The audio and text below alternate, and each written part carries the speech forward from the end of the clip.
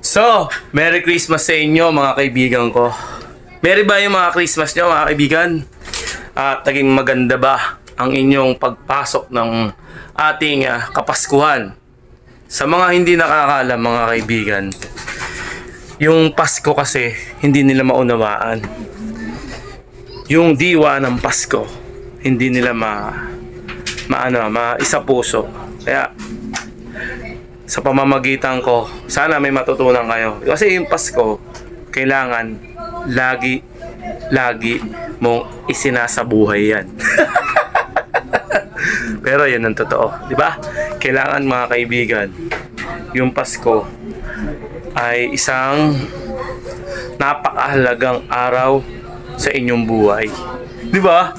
Kasi yung Pasko, marahil sa iba, hindi nila nauunawaan kung ano talaga yung pinapahatid ng Kapaskuhan.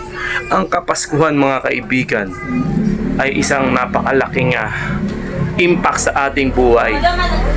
Ang Kapaskuhan ay lumalarawan sa pagbibigayan at pagmamahalan. Meaning, wag na tayong mag-awayan, wag na tayong magsamaan ng loob, wag na tayong mag-inggitan at magsiraan pa. Kasi mga kaibigan, napakasarap mabuhay sa ibabaw ng mundo nang walang kagalit, walang tanim sa puso, at marunong kang pumalakpak sa tagumpay ng iba. Kaya ako, masasabi ko sa inyo, natutuwa ako sa mga kaibigan ko na nagtatagumpay. Natutuwa ako sa nakikita ko na narating nila yung kanilang pangarap. Kasi ako, nangangarap din ako na balang araw, ako din nabigyan ng biyaya ni Lord. Kanya-kanya tayong biyaya mga kaibigan. Vibes lang tayo ng vibes. I-freedom natin. Tama ba yung sinasabi ko? Kung ano-ano yung mga sinasabi mo. Pero yun lang yung vibes ko.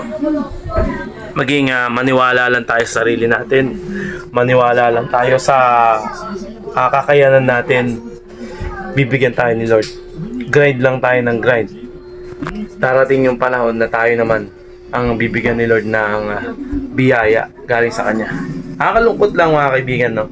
Kasi yung iba tulad ko, naiinggit ako sa mga parang naikukwento ko lang to.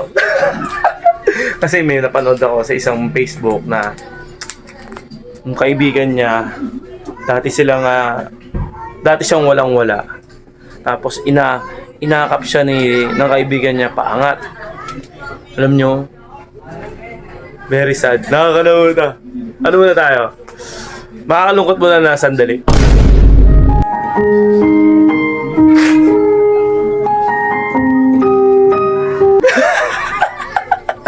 Pero yun nga, serious.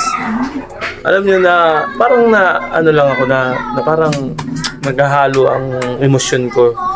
Yung may ganun palang kaibigan. Sana ako din na may kaibigan din ako na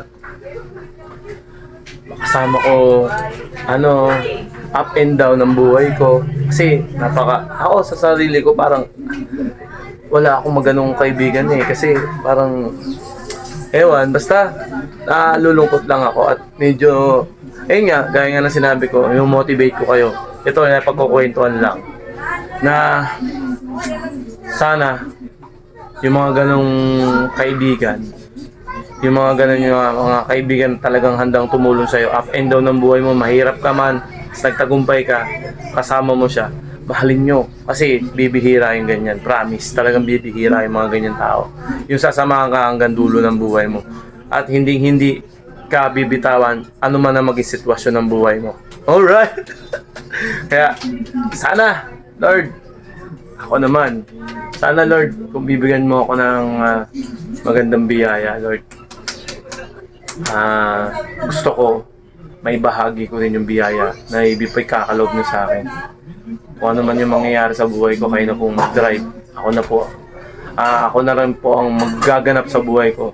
Gabayan niyo ako sa labang ko. Hindi ako susuko. Naniniwala po ako sa inyo, Lord. Thank you. Amen. Yun lang mga kaibigan, medyo seryoso pero real. Maraming salamat sa panonood nyo ha. Peace out.